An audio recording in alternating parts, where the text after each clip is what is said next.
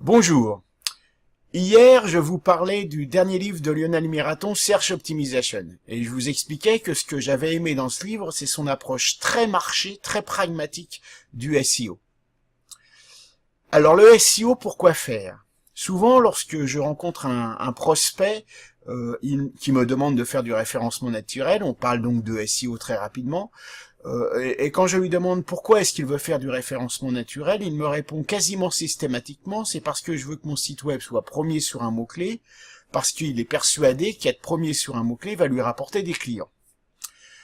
Alors c'est une bêtise, parce que effectivement, être premier sur un mot-clé peut ne rien vous rapporter du tout.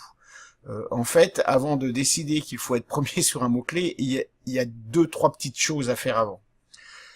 Le référencement naturel, le référencement, le business, le e-business, l'optimisation d'un site web, c'est d'abord comprendre le métier du client. Un site web n'est pas là pour exister. Il n'est pas là non plus pour être premier sur un mot-clé ou sur une expression clé dans les moteurs de recherche. Non. L'objectif premier, final et j'allais dire unique d'un site web, c'est de générer du business.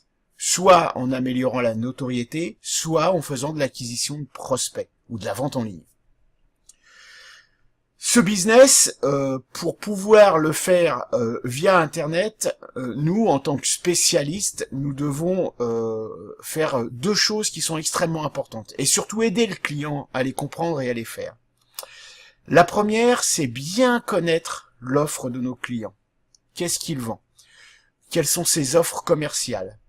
Nous devons l'aider non seulement à les identifier, mais nous devons également l'aider à les nicher.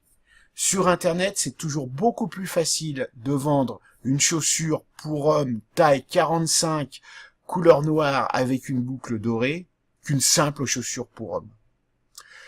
Donc, nous devons déjà comprendre son business pour lui permettre de nicher ses offres commerciales. La deuxième grande information que nous devons obtenir, c'est l'intention de ses clients, de ses prospects. L'intention d'un prospect est essentielle pour pouvoir lui proposer une offre pertinente, cohérente, au bon moment. Par exemple, et je reviens toujours sur mon fameux exemple de carotte, lorsqu'on tape carotte dans Google, qui, comme ça, de but en blanc, est capable de deviner quelle est l'intention de l'internaute qui a tapé carotte?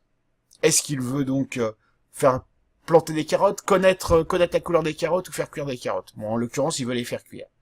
Mais tout ça pour insister sur le fait que un mot-clé, c'est bien gentil, ça peut être très flatteur pour l'ego d'être premier sur un mot-clé, hein, surtout pour le webmaster, hein, attention vanity métrique.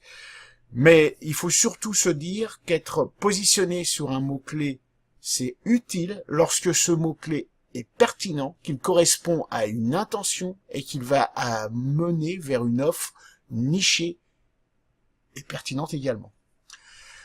Donc ces deux travaux sont à faire vraiment en amont.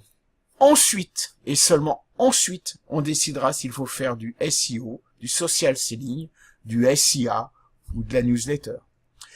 Sur ce, je vous laisse réfléchir. Si vous avez des questions, vous pouvez naviguer sur mon site, vous aurez des réponses, vous pouvez me contacter, mais surtout, n'oubliez pas de vous abonner à la chaîne et de mettre un petit pouce en l'air, et je vous en remercie. À demain.